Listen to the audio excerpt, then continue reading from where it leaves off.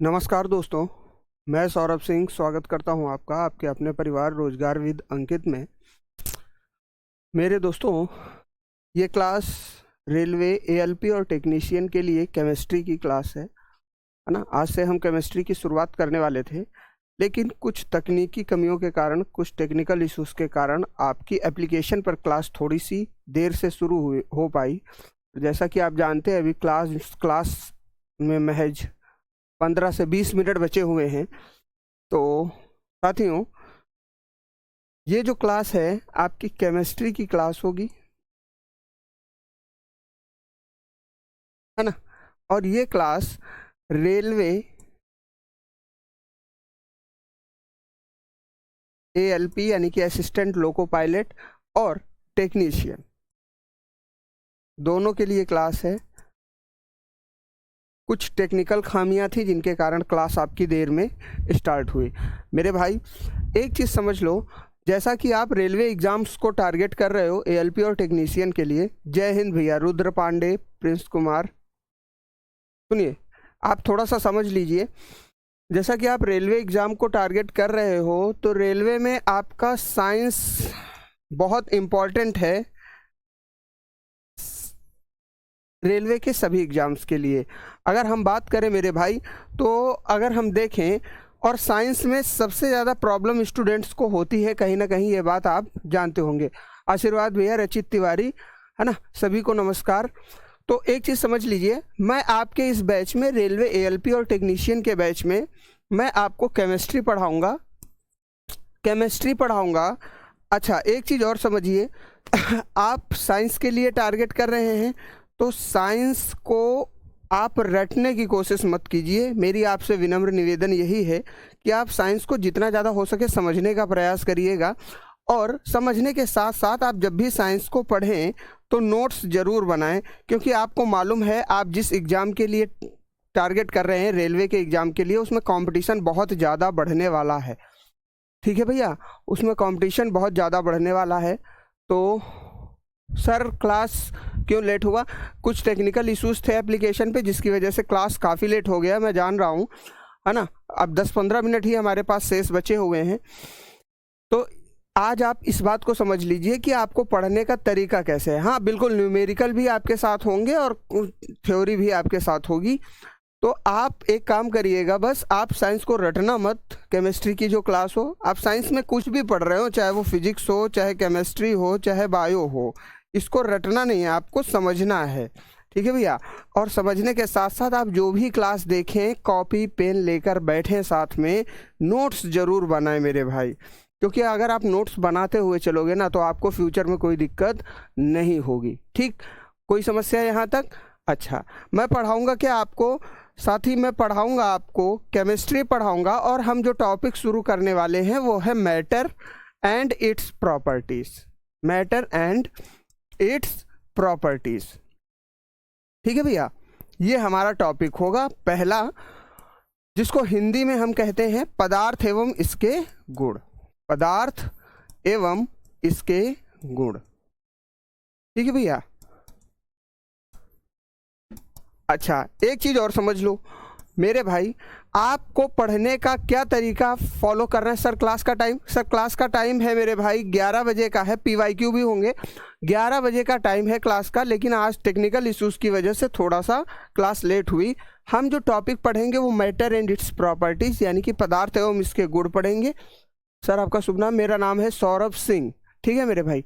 चलिए, अब देखिए इस टॉपिक को किस तरीके से पढ़ना है, या पूरी साइंस के लिए मैं ये चीज़ एप्लीकेबल करके बता रहा हूँ। आप चाहे फिजिक्स पढ़ें, चाहे केमिस्ट्री पढ़ें, चाहे बायोलॉजी पढ़ें, क्योंकि आपको मालूम है रेलवे के एग्जाम में साइंस अपने आप में मोस्ट इम्पॉर्टेंट रोल प्ले करती है। आज केमिस्ट्री की पहली क्लास है, ठीक है भैया। तो आप चाहे फिजिक्स पढ़ें, केमिस्ट्री पढ़ें, बायो पढ़ें, आप एक थ्योरी अपना लीजिए, आईसीपी थ्योरी। क्या है गुरुजी आईसीपी थ्योरी? क्या है, जरा ध्यान से समझिएगा। अगर आप इन सारी चीज़ों का पालन करते हैं तो मैं गारंटीज कहता हूँ आप सिलेक्शन निश्चित ले लेंगे रेलवे के अंदर। क्या है आईसीपी का मतलब? क्या है गुरुजी? आई का मतलब हो गया इंट्रोडक्शन, यानी कि आप जो भी टॉपिक साइंस में पढ़ रहे हैं उसका परिचय जान लीजिए। इंट्रोडक्शन का मतलब आप उस टॉपिक में क्या पढ़ने वाले हैं, वो टॉपिक किस चीज़ से रिलेटेड है, उस टॉपिक का वेटेज कितना है आपके रेलवे के एग्जाम्स में।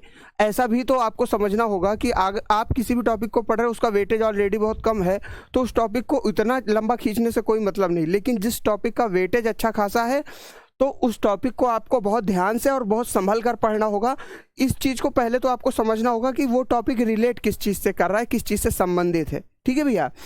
अच्छा, जब आप परिचय को समझ लेंगे कि टॉपिक में क्या है और इसकी वेटेज क्या है पेपर में, तब आती है बारी पी की, यानी कि प्रैक्टिस। प्रैक्टिस होता है अभ्यास। ठीक है भैया। प्रैक्टिस में आप कॉन्सेप्ट पे ज़्यादा फोकस करिए। फिर आती है बारी प्रैक्टिस नहीं, सॉरी, यहाँ पर आएगी बारी सी की, यानी कि कॉन्सेप्ट की। आप कॉन्सेप्ट पे ज़्यादा फोकस करेंगे। अच्छा, कॉन्सेप्ट जैसे मान लीजिए हम मैटर पढ़ने वाले हैं, तो कॉन्सेप्ट मैटर के जो होंगे ना, हम बेसिक से लेकर एडवांस लेवल तक जाएंगे। ठीक है भैया। एकदम बेसिक से सुधार स्टार्ट करेंगे और एडवांस लेवल तक पढ़ते हुए जाएंगे। ठीक, परिचय आपका क्लियर हो गया, टॉपिक में क्या पढ़ना है, आपने कॉन्सेप्ट को बेहतरीन तरीके से समझ लिया, बेसिक और एडवांस।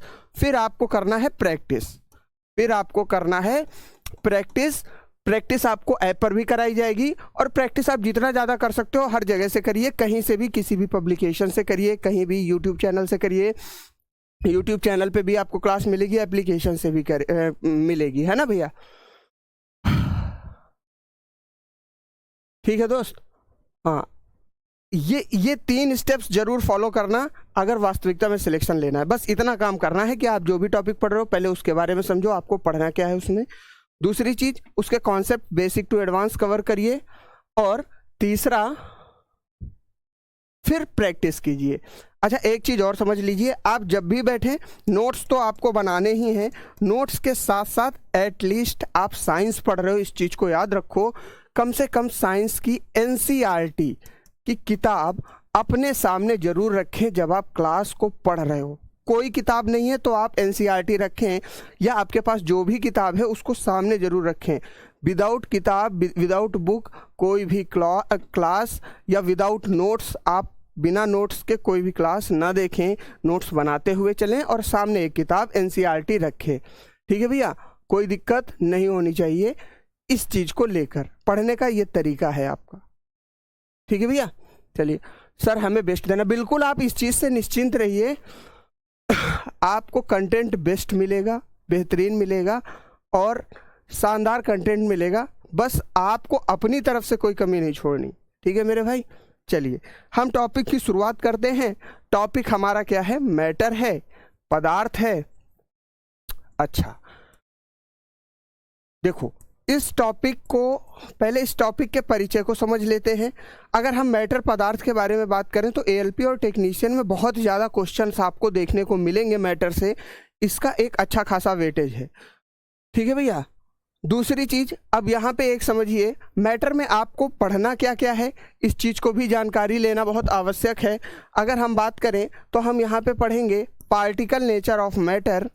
क्या पढ़ेंगे भैया? पार्टिकल नेचर ऑफ मैटर, यानी कि पदार्थ की कण की विकृति पढ़ेंगे, पदार्थ की कण की विकृति पढ़ेंगे, प्रकृति पढ़ेंगे। दूसरी, स्टेट्स ऑफ मैटर के बारे में जानेंगे। किसके बारे में जानेंगे? स्टेट्स ऑफ मैटर के बारे में जानेंगे, यानी कि जो पदार्थ की अवस्थाएं होती हैं हम उनके बारे में समझेंगे, पदार्थ की अवस्थाओं के बारे में समझेंगे। ठीक है भैया, पदार्थ की अवस्थाओं के बारे में समझेंगे। तीसरा हमें क्या पढ़ना है इस चैप्टर में? Interchange in states of matter. ठीक है भैया, स्टेट्स ऑफ मैटर यानी कि जो पदार्थ की अवस्थाओं में परिवर्तन होता है उसका क्या कारण है, पदार्थ की अवस्थाओं में परिवर्तन, इस टॉपिक को समझेंगे। आपको ये सारी चीज़ें आसान लग रही होंगी, लेकिन जब आप डिटेल में इनको पढ़ोगे तो एक एक टॉपिक अपने आप में काफ़ी अच्छे क्वेश्चन जनरेट करता है ना भैया। पदार्थ की अवस्थाओं में परिवर्तन क्यों होता है, किस कारण से होता है, ये सारी चीज़ें हम पढ़ेंगे। ठीक है भैया। इस चीज को समझ लेना। यहीं पर आपको लेटेंट हीट यानी गुप्त ऊष्मा ये सारी चीजें देखने को मिलेंगी। एवापोरेशन, वाष्पीकरण, संघनन, ये सारे कॉन्सेप्ट आपको interchange in state of matter में देखने को मिलेंगे। और इसमें हमको पढ़ना है केल्विन और सेल्सियस स्केल के बारे में, केल्विन एंड सेल्सियस स्केल। ठीक है भैया, स्केल के बारे में ये 4 पॉइंट को हम बेसिकली कवर करेंगे तो हमारा मैटर जो है वो कंप्लीट हो जाएगा। ठीक है मेरे भाई, कोई समस्या वाली बात नहीं है। ठीक, चलिए अब मैं शुरुआत करता हूं मैटर की। और मैटर में पहला हम हेडिंग लगाएंगे particle nature of matter, particle nature of matter. ठीक है भाई, यानी कि पदार्थ की कण की प्रकृति जो होती है, पदार्थ की कण की प्रकृति। जरा एक चीज समझना, अगर मैं यहां पर बात कर रहा हूं पदार्थ की कण की प्रकृति के बारे में, तो इस चीज को हमें जानना आवश्यक है कि सबसे पहले मैटर क्या होता है। मैटर यानी कि पदार्थ क्या होता है, इस चीज को हमें जानना बेहद आवश्यक है। अच्छा, मैं इस बात की गारंटी दे रहा हूं जितने लोग आप लोग जुड़े हुए हैं, अगर मैं बात करूं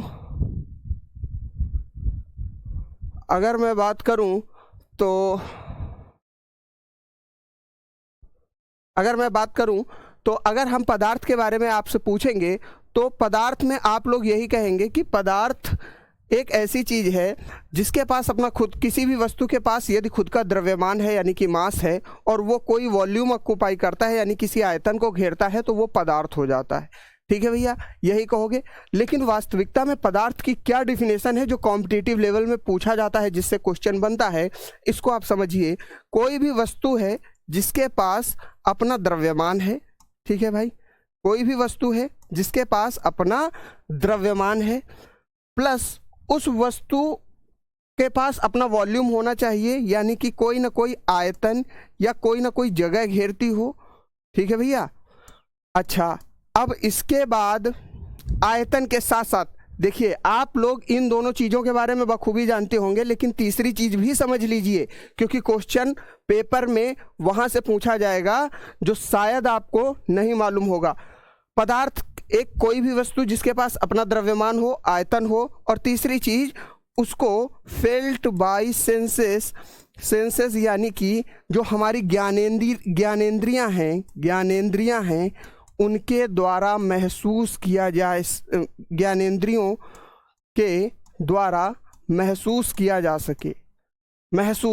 सके, वो सारी चीज़ें क्या होती हैं, पदार्थ होती हैं। 3 चीज़ें मोस्ट इंपॉर्टेंट है पदार्थ के लिए। पहला तो द्रव्यमान होना चाहिए, दूसरी चीज़ वो कोई ना कोई आयतन घेरती हो, और तीसरा उसको ज्ञानेंद्रियों के द्वारा महसूस किया जा सके। ज्ञानेंद्रियां क्या होती हैं, 5 ज्ञानेंद्रियां होती हैं, आँख, कान, त्वचा, नाक और मुंह। इस चीज को समझ में। सर लेट क्लास क्यों? क्योंकि मेरे भाई टेक्निकल कुछ इशू आ रहा था।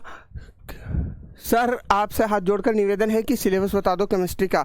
मेरे भाई केमिस्ट्री का सिलेबस आपकी 9th और 10th के लेवल की केमिस्ट्री आपको यहाँ पे देखने को मिलेगी, और एनसीईआरटी पैटर्न को फॉलो करते हुए आपको उसको पढ़ना है।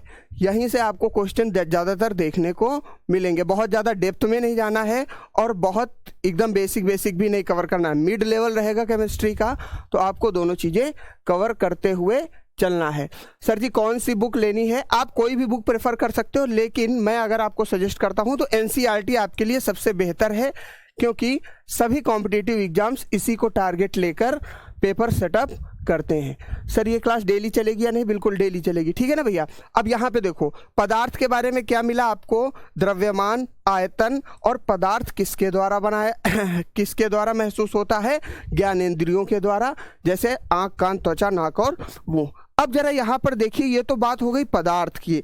अब बात आती है भैया पदार्थ बनता किससे है, पदार्थ बनता किससे है, ठीक है भैया।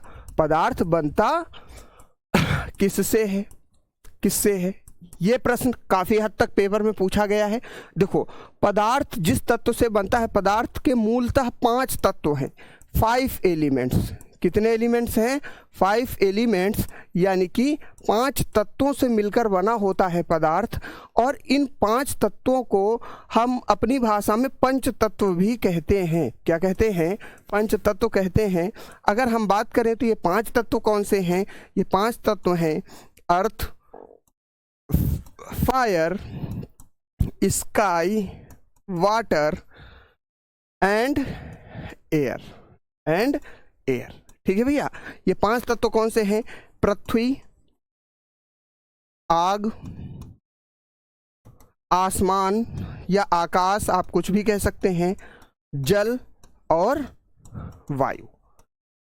उम्मीद है आपको बात समझ में आ रही होगी। 5 तत्व हैं, पंच तत्व हैं, जिनसे ये सिलेबस आराम से पूरा हो जाएगा। आप उसकी हेडक मत लो, आप अपनी मेहनत कीजिए। सिलेबस की आप हेडक मत लो, सिलेबस मेरी हेडक है। ठीक है भाई। पदार्थ मिलता है 5 तत्वों से मिलकर बनता है। कौन कौन से तत्व हैं? पृथ्वी, आग, आकाश, जल और वायु। यहाँ तक उम्मीद है कॉन्सेप्ट आपको समझ में आ गया होगा। अब जरा यहाँ पे थोड़ा सा फोकस कीजिए। अगर मैं बात करूँ पदार्थ अगर सर 5 तत्वों से मिलकर बना है तो सर ये एटम क्या है, ये कंपाउंड क्या है, ये मॉलिक्यूल क्या है ना। तो यहाँ पे थोड़ा सा एक चीज़ समझिए कि पदार्थ जो मिलकर बना होगा पार्टिकल से, जैसे मान लीजिए, इसको एक चित्र के माध्यम से समझिए। मान लीजिए ये एक कोई चीज़ है, कोई एक ऑब्जेक्ट है ए। अब इसमें क्या होंगे? छोटे छोटे पार्टिकल्स होंगे, छोटे छोटे कण होंगे, जिनसे मिलकर ये बना होगा। ठीक है भैया, जिनसे मिलकर ये क्या हुआ होगा? इसका निर्माण हुआ होगा। अच्छा, एक चीज़ हमेशा याद रखिए कि ये जो पार्टिकल हैं, इन पार्टिकल के बीच में आपको कहीं ना कहीं एक खाली जगह मिल रही होगी। ये जिसको मैं ग्रीन से हाईलाइट कर रहा हूँ, ये जो स्पेस है ना, इसको क्या कहते हैं? Space between particles.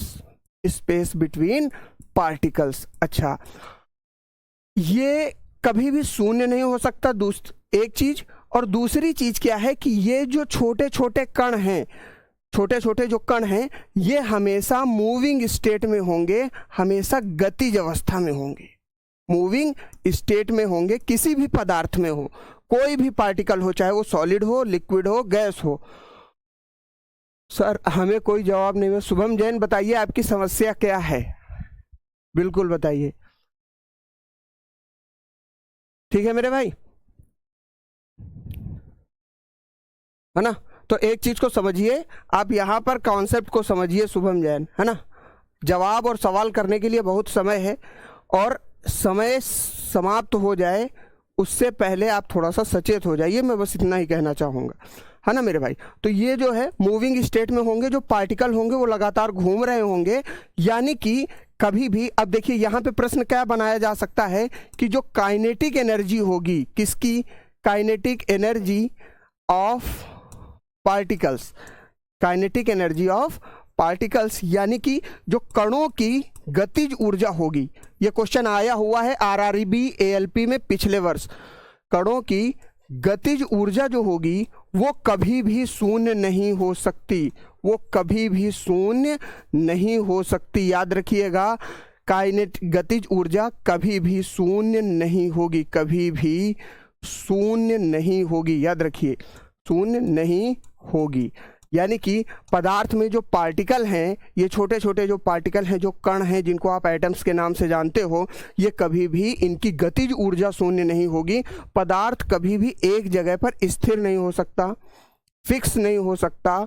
इस चीज को आप समझ लीजिए। ठीक है मेरे भाई, है ना। ये थोड़ा सा मैं आज आपको पढ़ा नहीं रहा हूँ, एक चीज समझ लीजिए, मैं थोड़ा सा इंट्रोडक्शन दे रहा हूँ चैप्टर का बस, क्योंकि टाइम हमारे पास था नहीं, क्लास लेट हो चुकी थी। 12 बजे आपकी क्लास भी ओवर होनी है। हम कल इस टॉपिक को शुरुआत से पढ़ेंगे एकदम डिटेल के साथ, है ना मेरे भाई।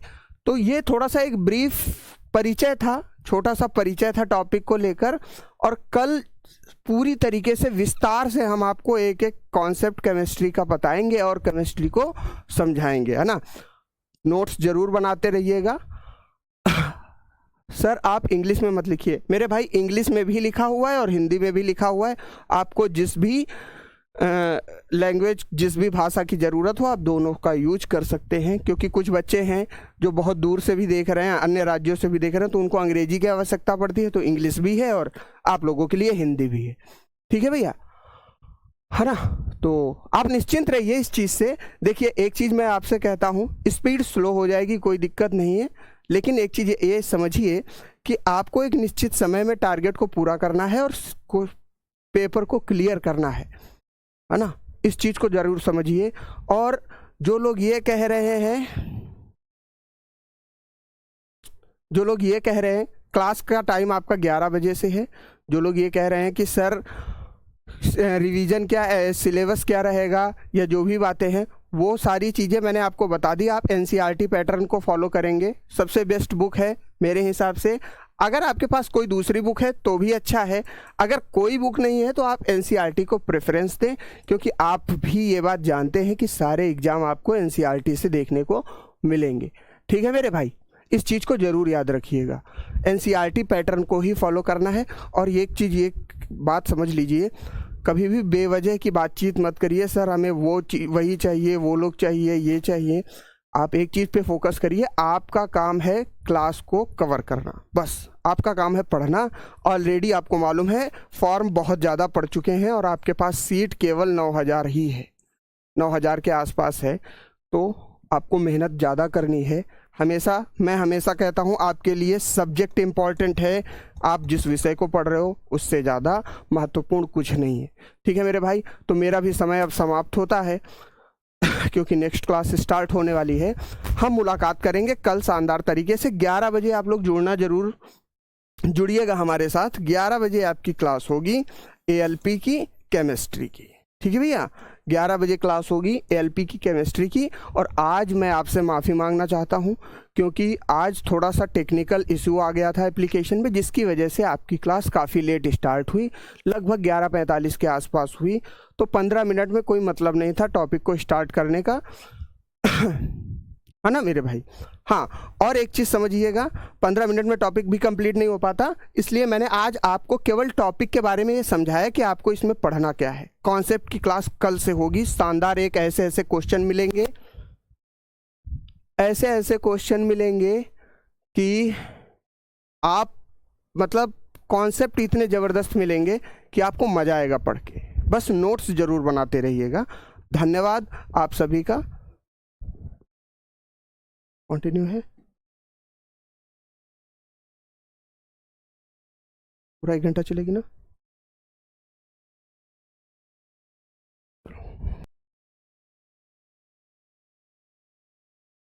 चलिए के लिए खुशखबरी है कि मेरे भाई क्लास को एंड नहीं किया जा रहा है और क्लास एकदम स्टार्टिंग से चलेगी और पूरे 1 घंटे मिलेगी। आज जो टेक्निकल इशू आया उसकी वजह से लेट जरूर क्लास स्टार्ट हुई, लेकिन क्लास आपकी पूरी चलेगी।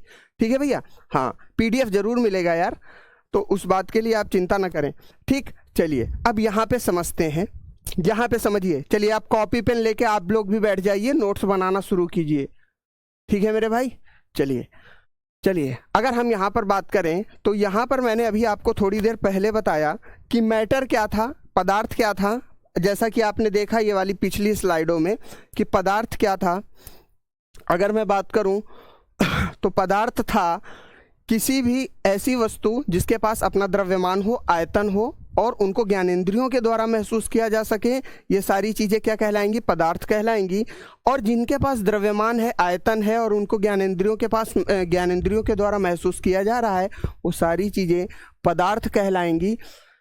लेकिन अब उसके बाद मैंने आपको बताया कि पदार्थ बनता किससे है, तो पदार्थ मुख्यतः 5 प्रकार के तत्वों से बनता है। वो है तत्व earth, fire, sky, water and air, यानी कि पृथ्वी, आकाश, आग, जल और वायु। ठीक है मेरे भाई? ठीक, अच्छा नेक्स्ट देखिए, मैंने अभी जस्ट आपको बताया है कि पदार्थ के जो कण होते हैं, जो पार्टिकल होते हैं, उनके बीच में थोड़ा बहुत स्पेस होता है और ये रिक्त स्थान जो होता है ये स्पेस पार्टिकल्स के बीच में होता है। रिक्त स्थान होता है, और जो पदार्थ के जो कण हैं, जो पार्टिकल्स हैं, वो लगातार अपनी जगह पर गतिज ऊर्जा बनाए रखते हैं, यानी कि वो लगातार मूव भी करते रहते हैं। यहाँ तक आपको बात समझ में आई होगी। चलिए अब हम इसके आगे से थोड़ी सी बात समझते हैं। अब जरा यहाँ पे समझिए, देखिए अगर हम बात करें तो कैरेक्टर, हिंदी और इंग्लिश दोनों भाषाओं में क्लास आपको मिलेगी। जिसको हिंदी चाहिए हिंदी ले ले, जिनको इंग्लिश चाहिए इंग्लिश। ठीक है भैया। तो कैरेक्टरिस्टिक्स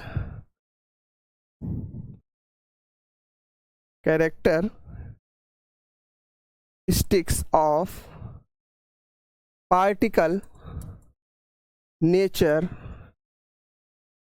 ऑफ मैटर। ठीक है भैया, क्या कह रहा है? Characteristics of particle nature of matter, यानी कि पदार्थ के कण की प्रकृति के बारे में हम यहाँ पर बात करेंगे। तो सबसे पहला जो पॉइंट आप बनाएंगे, सबसे पहला जो बिंदु बनाएंगे वो क्या बनेगा? पहला पॉइंट बनेगा matter is made up of tiny particles. क्या बनेगा भैया? Matter is made up of tiny particles. इसका मतलब क्या हुआ गुरुजी? इसका मतलब ये हुआ कि जो पदार्थ है वो बहुत छोटे कणों से मिलकर बना है। पदार्थ बहुत छोटे कणों से मिलकर बना है, बहुत छोटे कणों से मिलकर बना है, कणों से मिलकर बना है। ठीक है भाई, इस चीज़ को याद रखिएगा। अच्छा, पदार्थ बहुत छोटे कणों से मिलकर बना है, तो जिनको हम एटम्स के नाम से भी जानते हैं। ठीक, अच्छा अब यहाँ पे थोड़ा सा कॉन्सेप्ट को आप समझिए। पदार्थ जो बहुत छोटे छोटे कणों से मिलकर बना है, जिनको एटम्स के नाम से जानते हैं, ये एटम्स से मिलकर बना है, ये बात कही थी डाल्टन साहब ने। लेकिन पदार्थ का जो सबसे छोटा पार्ट होता है, जो बहुत ही छोटा हिस्सा होता है कण का, उसको हम सब एटम्स भी कहते हैं। सब एटम यानी कि जिनको हिंदी में हम आयंस के नाम से भी जानते हैं। ठीक है भैया, है ना? स्पीड बराबर है, ये शुभम जैन को कुछ ज़्यादा समस्या हो रही है। अभी बताइए, स्पीड ठीक है?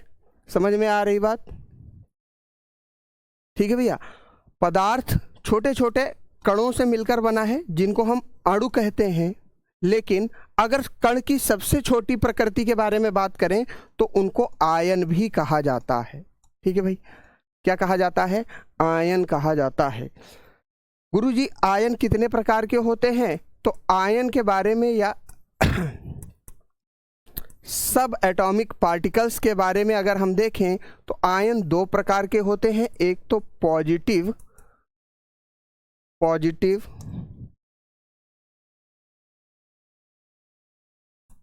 और दूसरा निगेटिव।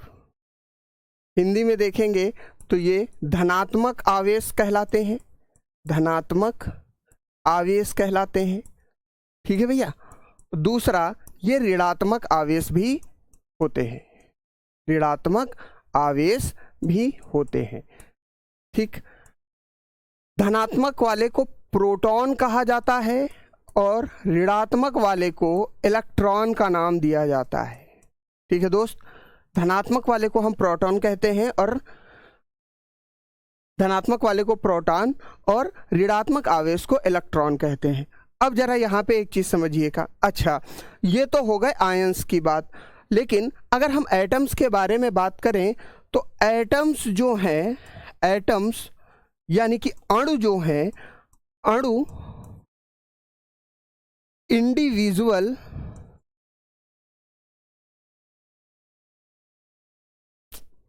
या इंडिपेंडेंट पार्टिकल्स होते हैं, इंडिपेंडेंट पार्टिकल्स होते हैं। ठीक है भैया। अच्छा, इंडिपेंडेंट पार्टिकल्स होते हैं यानी कि मुक्त कण होते हैं, मुक्त कण होते हैं, फ्री पार्टिकल्स जिनको आप कह सकते हो। अच्छा, जब दो अणु एक साथ मिलते हैं, दो प्लस एटम्स, यानी कि जब दो अणु एक साथ मिलते हैं तो किसका निर्माण करते हैं भैया? तब निर्माण होता है मॉलिक्यूल का। मॉलिक्यूल का। ठीक है भाई, जब दो अणु एक साथ मिल जाते हैं तब निर्माण होता है मॉलिक्यूल का। उदाहरण के लिए समझिए आप, एग्जाम्पल, जैसे हमने कहा पानी, क्या कहा, पानी, यानी कि वाटर के बारे में अगर हम बात करेंगे तो जैसा कि आप लोग प्रिपेयर कर रहे हैं रेलवे के लिए, तो आपको इतनी चीज़ अवश्य मालूम होगी कि पानी का फॉर्मूला होता है H2O। तो H2O के बारे में अगर हम देखें तो यहाँ पर एक कण किसका है, हाइड्रोजन का है, और एक कण किसका है, एक एटम किसका है, ऑक्सीजन का है। तो जब हाइड्रोजन और ऑक्सीजन एक साथ मिले, दोनों एक साथ मिले, तो इन्होंने क्या बनाया, पानी बनाया। पानी को हम क्या कहेंगे, मॉलिक्यूल कहेंगे। क्या कहेंगे, मॉलिक्यूल कहेंगे। बात बताओ भैया, समझ में आई यहाँ तक? ये बात समझ में आई? आवाज आ रही है, क्लियर है, ये बात समझ में आई? ठीक, चलिए अगर मैं यहाँ पर बात करूँ कि जैसे दो एटम्स जब साथ मिलते हैं तो क्या बनाते हैं, मॉलिक्यूल बनाते हैं। लेकिन क्या हो जब दो से अधिक एटम साथ में मिल जाएं, दो से अधिक एटम साथ में मिल जाएं, तो ये क्या बनाएगा भैया, ये बनाता है कंपाउंड। क्या बनाता है, कंपाउंड बनाता है। ठीक भाई, अच्छा, एक चीज़ और समझो, ये तो दो से अधिक एटम्स साथ में मिले, लेकिन कभी कभी आपके सामने कंडीशन ये भी आएगी कि दो से अधिक पदार्थ जब आपस में मिलते हैं, दो से अधिक पदार्थ यानी कि मैटर जब आपस में मिलते हैं, तो वो सारी चीज़ें क्या कहलाती हैं, वो कहलाता है मिक्सचर कहलाता है, यानी कि मिश्रण कहलाता है। क्या कहलाता है, मिश्रण कहलाता है। ठीक, यहाँ तक उम्मीद है कॉन्सेप्ट आपको समझ में आएगा। भैया इंग्लिश और हिंदी दोनों शब्द हैं आपके लिए, आप दोनों चीजें समझिए, है ना। ठीक है दोस्त, तो मिक्सचर, अच्छा अगर हम यहाँ पर बात करें, जब दो पदार्थ अलग अलग एक साथ मिला दिए जाते हैं तो मिश्रण बन जाता है। मिश्रण कितने प्रकार का होता है, मिश्रण आपके सामने दो प्रकार का होता है। एक तो होमोजीनियस मिक्सचर होता है, होमोजीनियस और हेट्रोजीनियस। एक चीज़ यहाँ पे समझिए थोड़ा सा, होमोजीनियस और हेट्रोजीनियस को समझने से पहले मैं एक बात जरूर बताना चाहूँगा। क्या होता है होमोजीनियस मिक्सचर, हिंदी में समझिए, हिंदी और अंग्रेजी दोनों भाषाओं में होमोजीनियस मिक्सचर क्या होता है। होमोजीनियस अगर मिक्सचर के बारे में बात करें तो होमोजीनियस मिक्सचर एक ऐसा मिश्रण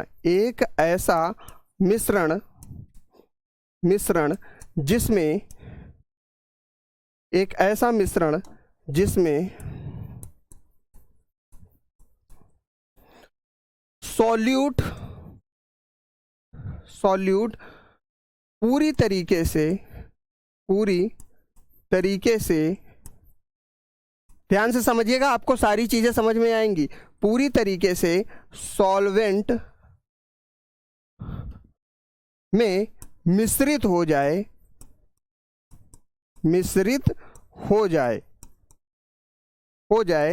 व उसे देखा ना जा सके, देखो ना जा सके। समझो क्या कह रहा है गुरुजी, एक ऐसा मिश्रण है, होमोजीनियस मिक्सचर क्या होगा, एक ऐसा मिश्रण जिसमें सॉल्यूट पूरी तरीके से सॉल्वेंट में मिल जाए और उसे देखा ना जा सके। इस चीज़ को ऐसे समझो कि मान लीजिए ये एक ग्लास है पानी का भरा हुआ, इसमें हमने क्या किया, इसमें हमने थोड़ा सा नमक मिला दिया। क्या किया मेरे भाई, नमक मिला दिया। इसमें हमने थोड़ा सा नमक मिला दिया, सॉल्ट मिला दिया, यानी कि NaCl यानी कि नमक मिला दिया। अच्छा, पानी और नमक का जो मिश्रण तैयार हुआ, उसमें क्या आप पानी के साथ साथ नमक को देख पाएंगे? नहीं देख पाएंगे। आपकी आवाज़ थोड़ी कम साफ आ रही है, आवाज़ देख लेना, क्लियर है ना।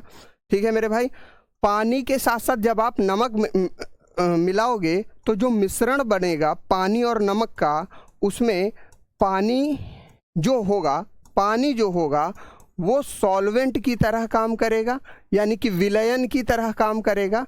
शायद हिंदी में इसको विलयन कहते हैं, एक बार देख लीजिएगा।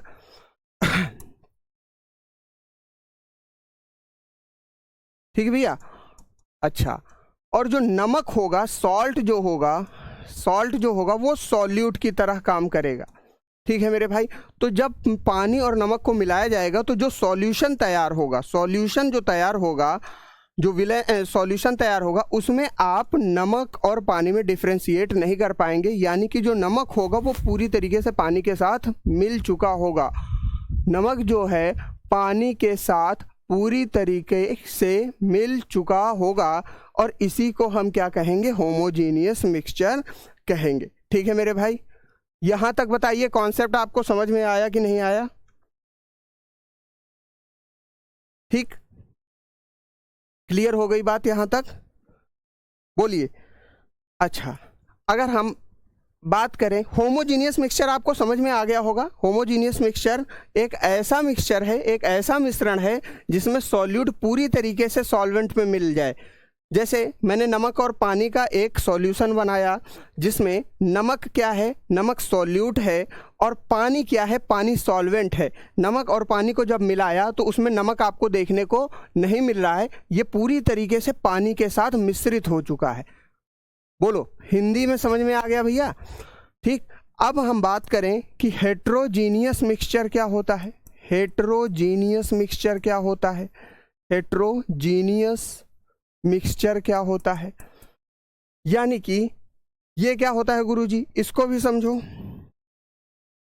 अगर मैं यहां पर देखूं तो ये एक ऐसा मिश्रण है, एक ऐसा मिश्रण है गुरुजी, जिसमें एक ऐसा मिश्रण है जिसमें सॉल्यूट पूरी तरीके से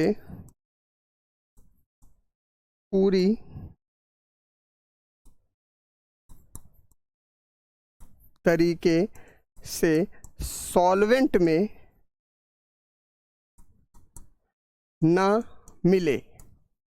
ठीक, अब यहाँ पर हम किसका उदाहरण ले रहे हैं? मान लीजिए ये एक पानी है, पानी से भरा हुआ एक जार है, जिसमें हमने थोड़ी सी क्या डाल दी, थोड़ी सी हमने इसमें मिट्टी डाल दी। क्या डाल दी? रेत डाल दी। यानी कि ये जो हरा पोर्शन है ये क्या है? सैंड है, यानी कि रेत है। अच्छा, ये जो है ये पानी है, वाटर है। अब एक बात बताओ, जब आप पानी में रेत मिलाओगे तो क्या रेत पूरी तरीके से मिलेगी? पूरी तरीके से पानी में मिलेगी?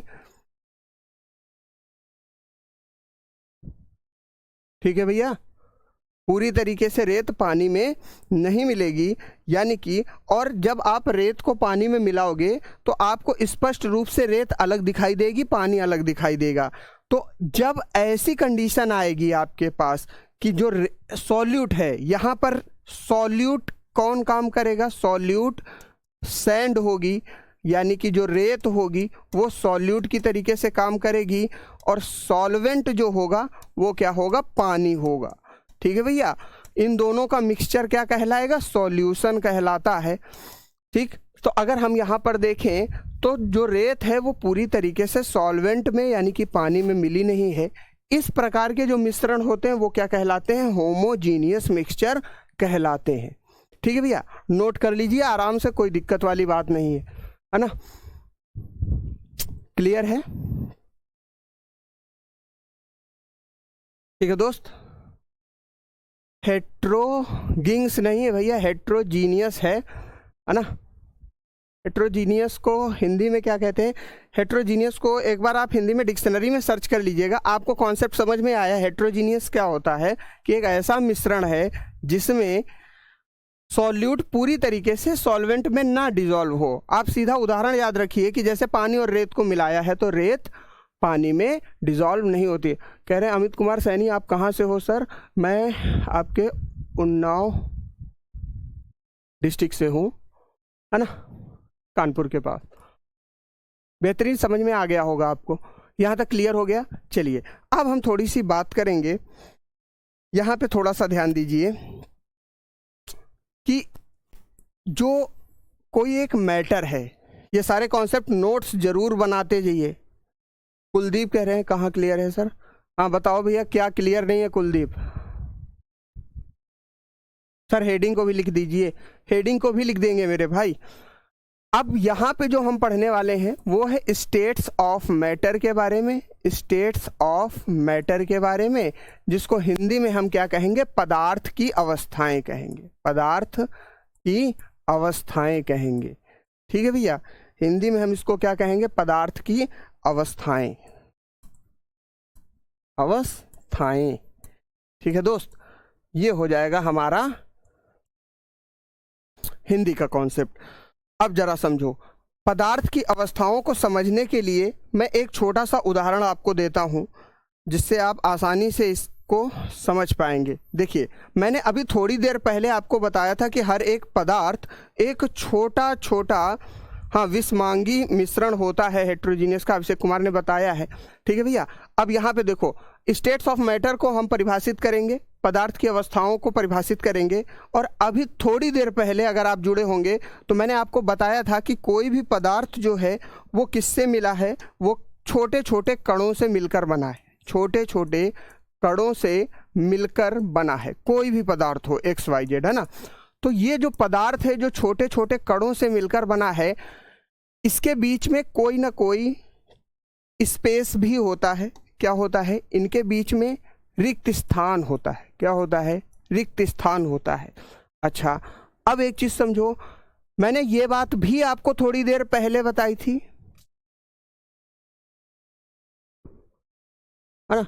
आपको थोड़ी देर पहले एक बात और बताई थी कि जो पदार्थ के बीच में स्पेस है, साथ साथ इसके साथ यह शर्त भी है कि जो पार्टिकल हैं, ये इसके जो कण हैं, वो लगातार गतिशील हैं। ये बात भी बताई थी, लगातार गतिशील है।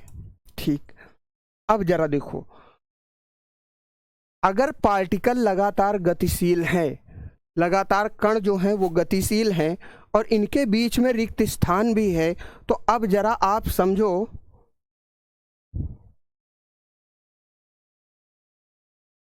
आप सर आप आधी हिंदी आधी इंग्लिश, है ना भैया? कुलदीप यार, एक चीज इस चीज को समझो कि आप जैसे प्योर हिंदी डिमांड कर रहे हो ना, तो कुछ बच्चे ऐसे भी हैं जिनको अंग्रेजी भी चाहिए। इसलिए मैं हिंदी और अंग्रेजी दोनों भाषाओं का प्रयोग कर रहा हूँ, जिससे आपको दोनों चीज़ें आसानी से समझ में आए। हिंदी वाले अपना हिंदी में पढ़ लें, अंग्रेजी वाले अंग्रेजी में। इस चीज़ को समझो यार, है ना? अभी मैं प्योर हिंदी पढ़ाने लगूंगा तो कुछ बच्चे आप में से ही कमेंट करेंगे कि अंग्रेजी में सर बताइए, थोड़ा सा इंग्लिश में बताइए। ये देखिए एक मैसेज आ भी गया है, सर रेत क्या होता है ये पूछ रहे हैं, है ना? रेत क्या होता है, अब इनको अंग्रेजी में बताना पड़ेगा। रेत सैंड होती है। तो हिंदी और इंग्लिश दोनों भाषाएं आपके लिए हैं। अब जिसमें आपको सहज महसूस हो आप उस भाषा से पढ़िए। ठीक है भैया, अब जरा यहाँ पर समझो, कण लगातार गतिशील है, तो अब ये बात स्वाभाविक है, जब कण लगातार गतिशील है और कण के बीच में कोई ना कोई रिक्त स्थान है, तो यहाँ पर एक चीज स्पष्ट रूप से क्लियर हो जाती है कि कणों के बीच में कोई ना कोई बल लग रहा होगा। क्या लग रहा होगा? फोर्स लग रहा होगा।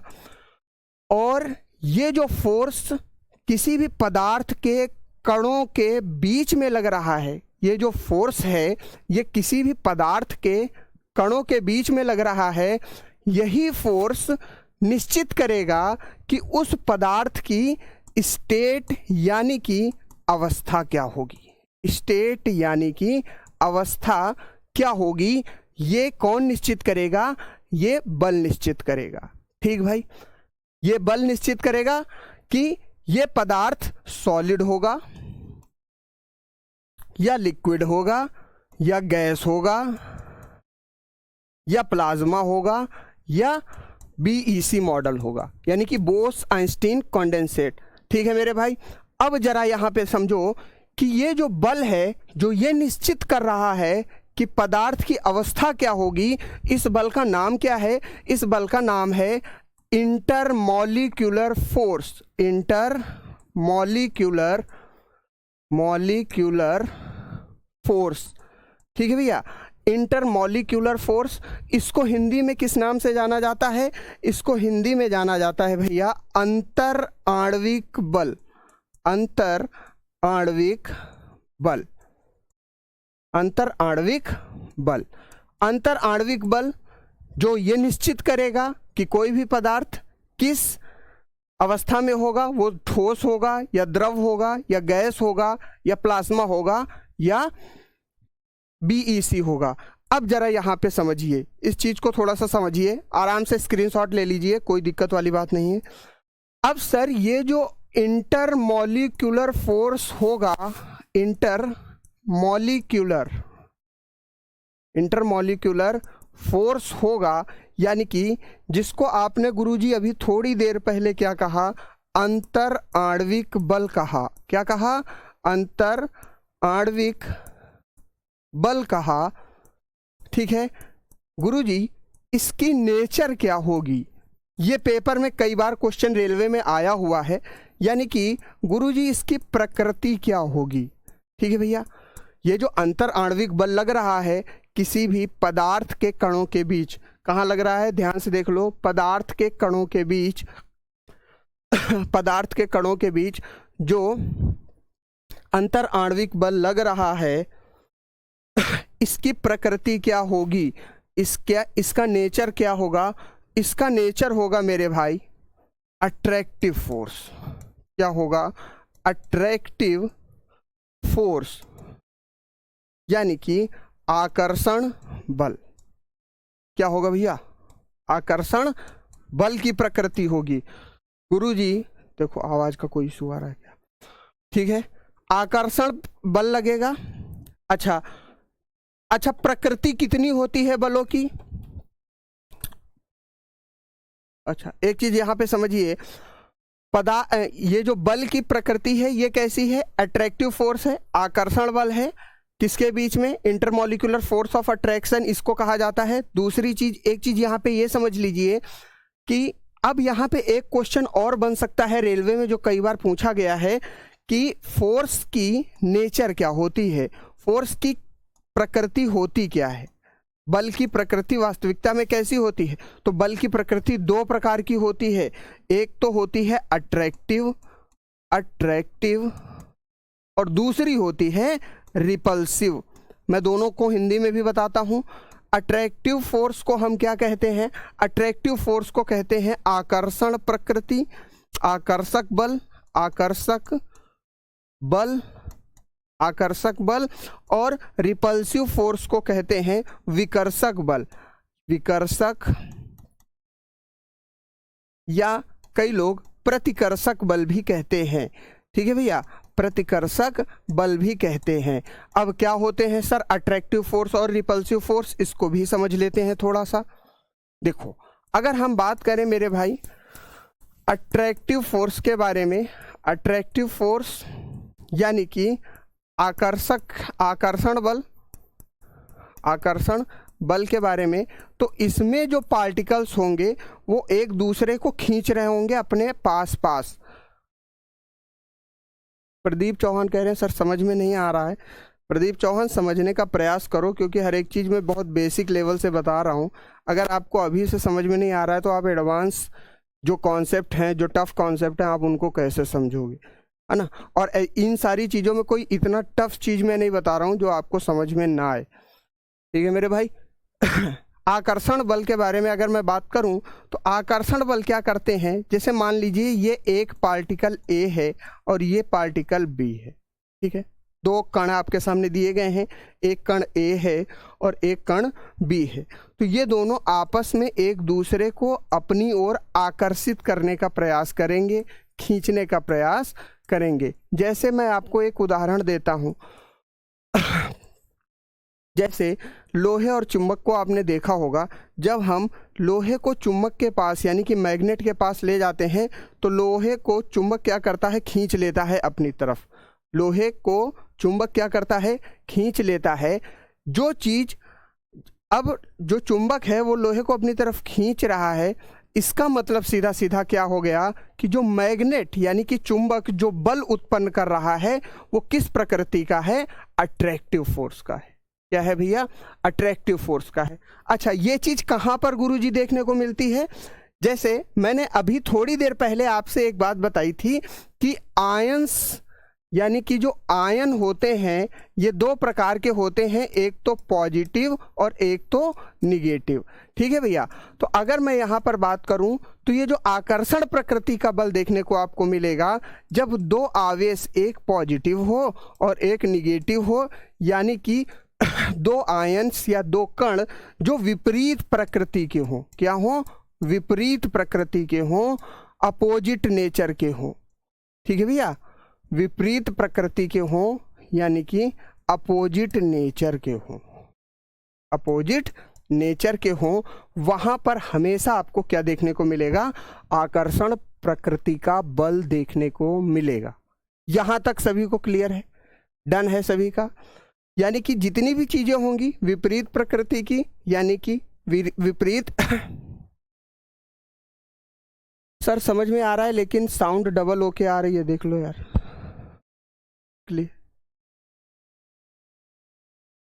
एक बार आप रीस्टार्ट करके देख लो राजेश पटेल, है ना, तो शायद बेहतर हो जाए। यहां तक क्लियर हो गया विपरीत प्रकृति? अच्छा गुरुजी, दूसरा आपने अभी थोड़ी देर पहले बताया था सर रिपल्सिव फोर्स होता है, रिपल्सिव फोर्स होता है। रिपल्सिव फोर्स, यहां से क्वेश्चन आपको रेलवे में देखने को मिलेंगे, जरूर मिलेंगे, इस बात की गारंटी है, आप लिख लीजिए।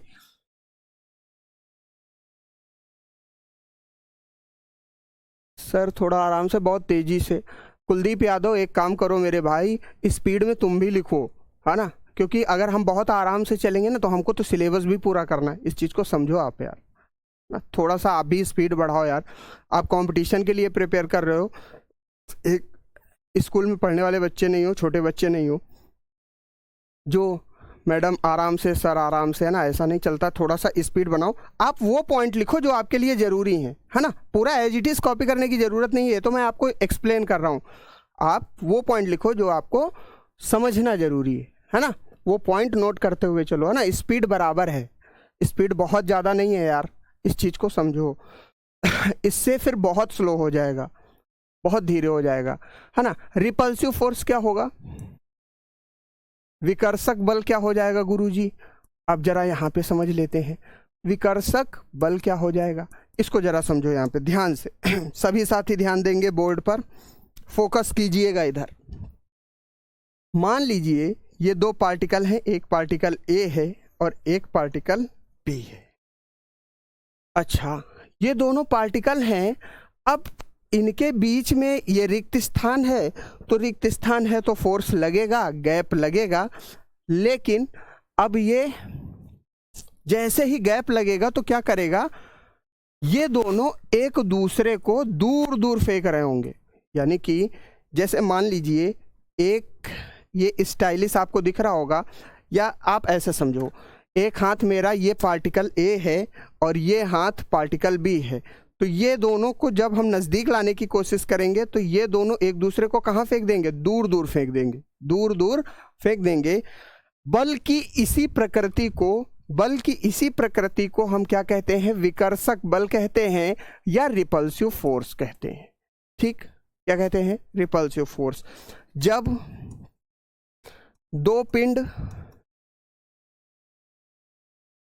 एक दूसरे को दूर दूर फेंके, एक दूसरे को दूर दूर दूरी बनाए। ठीक है भैया, ये क्या कहलाएगी? रिपल्सिव फोर्स कहलाएगी। गुरुजी ये लागू कब होगी, ये कब संभव होगी? ये तब संभव होगी जैसे कि मैंने आयंस के बारे में बताया था, जब दो सेम चार्ज यानी कि पॉजिटिव और पॉजिटिव नज़दीक आ गए, या निगेटिव और निगेटिव समान प्रकृति वाले आवेश जब नज़दीक आ जाएंगे, तब ये रिपल्सिव फोर्स लगेगा। ठीक है भैया, जब समान प्रकृति वाले आवेश आ जाएंगे तब क्या लगेगा? रिपल्सिव फोर्स लगेगा। जैसे कि आप यहाँ पे देख रहे हो, तो ये यहाँ पर दो जो पार्टिकल हैं, या तो हो सकता है ये दोनों पॉजिटिव पॉजिटिव हो या तो निगेटिव निगेटिव हो, यानी कि जो इसकी प्रकृति होगी वही इसकी भी प्रकृति होगी, तभी रिपल्सिव फोर्स लगेगा। सर नोट्स, सर जी ये क्लास आज से ही चली है और ये कितने बजे, ये रोज 11 बजे चलेगी आपकी, 11 से 12 क्लास का टाइम होगा, है ना। आज थोड़ा सा लेट था क्योंकि टेक्निकल इशू था, इसलिए लेट में हो रही है क्लास। क्लियर हो गया? बोलो यहाँ पे समझ में आ गया? ठीक है भैया, है ना। क्लियर हो गई ये बात, रिपल्सिव फोर्स क्लियर हो गई।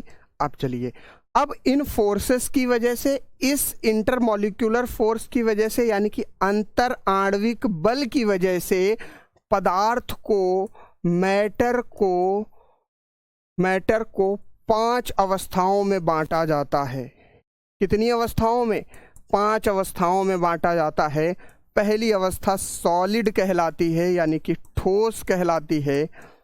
दूसरी अवस्था लिक्विड कहलाती है मेरे भाई, यानी कि द्रव कहलाती है। और तीसरी अवस्था गैस कहलाती है। चौथी अवस्था प्लाज्मा कहलाती है। क्या कहलाती है? प्लाज्मा कहलाती है। और पांचवी अवस्था जो मेरे भाई कहलाती है BEC कहलाती है, यानी कि इसको अगर हम देखें तो क्या कह सकते हैं हम? Bose Einstein condensate. ठीक है, बोस आइंस्टीन कॉन्डेंसेट।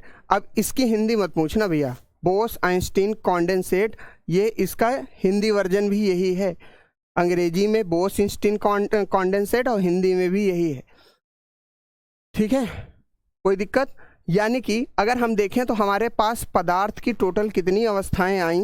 हमारे पास पदार्थ की कुल 5 अवस्थाएं आई। कितनी आई?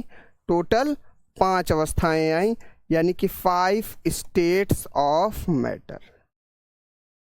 पदार्थ की कुल कितनी अवस्थाएं होती हैं अगर आपसे पूछा जाए तो खाली 3 मत बताइएगा, ठोस, द्रव और गैस। पदार्थ की कुल 5 अवस्थाएं होती हैं, ठोस, द्रव, गैस, प्लाज्मा और BEC। ठीक है भैया, पदार्थ की कितनी अवस्थाएं हैं? 5 अवस्थाएं हैं पदार्थ की। लिख भी देता हूं मैं पदार्थ की 5 अवस्थाएं। ठीक, अवस्थाएं हैं। यहां तक क्लियर हो गया? बताओ भाई, यहां तक बताओ, सबको समझ में आ गया? एकदम आसान तरीके से हमने क्या समझा कि पदार्थ के बीच में जो खाली स्थान होता है उनमें कोई बल लगता है और वो बल को इंटरमॉलिक्यूलर फोर्स यानी कि अंतराण्विक बल कहा जाता है। और इस अंतराण्विक बल के कारण ही पदार्थ की 5 अवस्थाएं बनती हैं, ठोस, द्रव, गैस, प्लाज्मा और BEC। बताओ भैया, यहां तक सबका क्लियर है? इतनी गहराई से पहली बार पढ़ रहा हूं सर जी। प्रदीप कह रहे हैं इतनी गहराई से बहुत। देखो मेरे भाई, ये गहराई नहीं है केमिस्ट्री की, इस चीज़ को समझ लो। गहराई में अगर आप पढ़ोगे ना तो एक टॉपिक को कवर करने में महीनों निकल जाते हैं।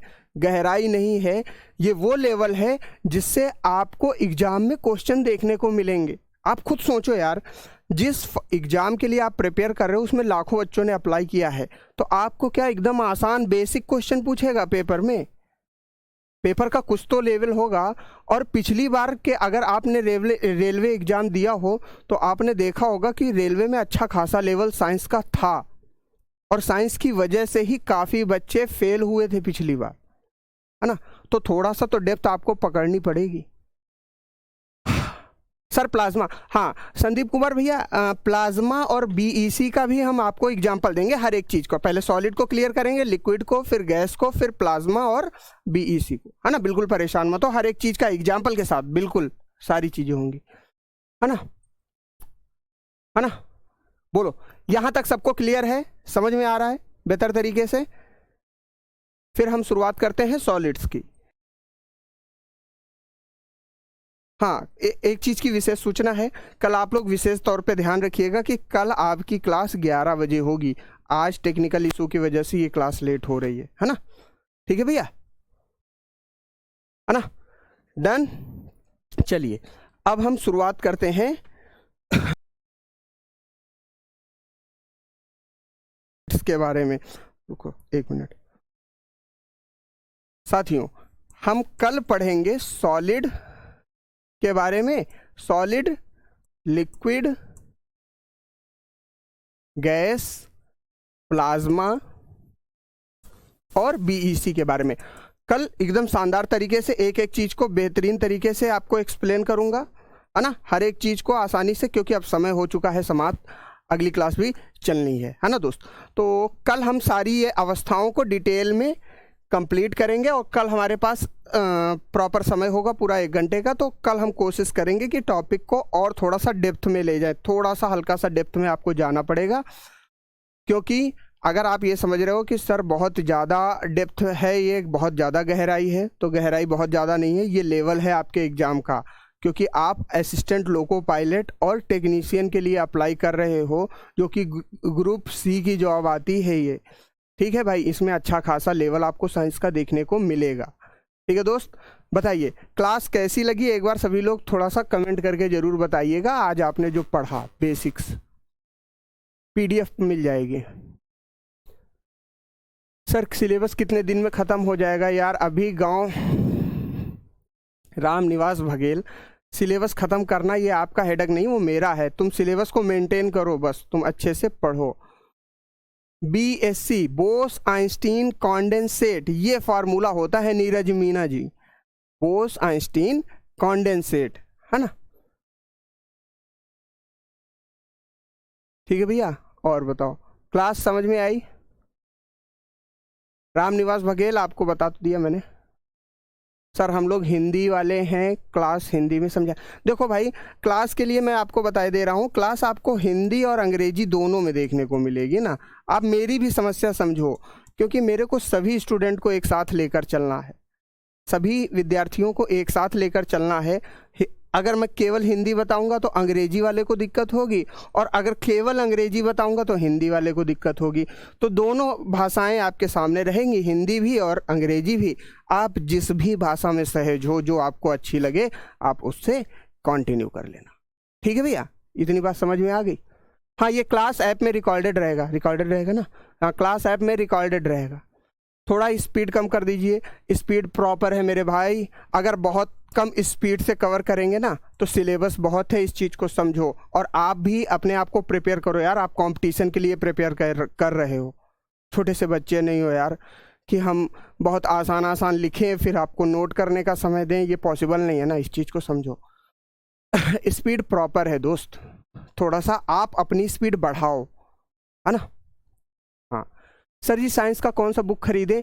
देखो साइंस की आप कोई भी बुक खरीद सकते हो, लेकिन मैं प्रेफरेंस हमेशा देता हूँ NCERT को, क्योंकि आपके जितने भी वनडे एग्जाम्स हैं वो सारे एग्जाम्स का सिलेबस जो डिजाइन होता है वो NCERT से ही होता है।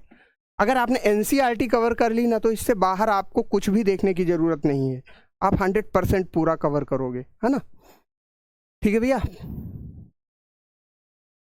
Sir cooling of A gas low density BEC, Pradeep कह रहे हैं मेरे भैया। अब देखो यार, कल क्लास होगी ना तो पूरी बात करेंगे ना, प्लाज्मा के बारे में भी और BEC के बारे में भी, सॉलिड लिक्विड गैस सबके बारे में। ठीक है भैया, आपसे एक रिक्वेस्ट है, कोर्स को स्केप मत करना। काहे स्केप करेंगे भैया? ठीक है, ठीक, चलिए, धन्यवाद सभी को, राम राम, नमस्कार, जय हिंद। और मुलाकात होती है कल शानदार से, कल 11 बजे जरूर जुड़िएगा ALP और टेक्नीशियन की केमिस्ट्री की क्लास में, है ना। आप केमिस्ट्री की चिंता हमारे ऊपर छोड़ दीजिए, लेकिन आप मेंटेन करिए, नोट्स बनाइए और क्लास को डेली के डेली तैयार करते रहिए, है ना। क्लास को ऐसा नहीं कि आज की क्लास कल पढ़ लेंगे परसों पढ़ लेंगे, ये आपको करना नहीं है ना। डेली के डेली जब क्लास देखो तो कॉपी पेन लेकर बैठो, विदाउट कॉपी पेन आपको क्लास देखनी नहीं है। इस बात की ईमानदारी से आपको पालन करना, इस चीज़ को ध्यान रखना। अगर आप नोट्स नहीं बनाओगे ना तो बेकार हो जाओगे मेरे दोस्त, क्योंकि बहुत बच्चे हैं और उन बच्चों से आगे निकलना है। तो आपको ये चीज़ समझनी होगी कि जो टीचर आपसे कह रहा है उसका आप पालन करें, है ना दोस्त। जय हिंद, है ना, धन्यवाद। मुलाकात होती है कल सुबह 11 बजे की क्लास में। धन्यवाद।